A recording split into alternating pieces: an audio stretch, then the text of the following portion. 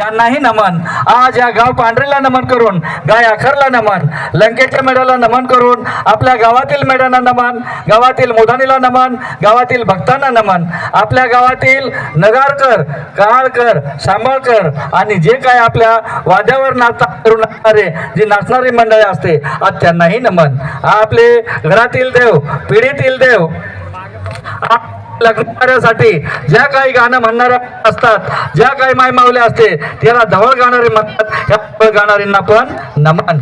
घरातील तिच्या हातात देवादीपकचा ताट असतो, घरातील लक्ष्मी आहे आणि घरातील कोठारीन आज तिलाही मान। या खळीचा राखणदार, या शिवारचा राखणदार आज त्यांनाही नमन। आज या कार्यक्रमासाठी जे काही सर्वजण जमलेत आणि वेगवेगळ्या भागातील कामगार, शेतकरी वर्ग, मजूर वर्ग, आज खासदार, आमदार, सर्व नेम शासकीय सर्व अधिकारी आज सर्वांना आम्ही नमन।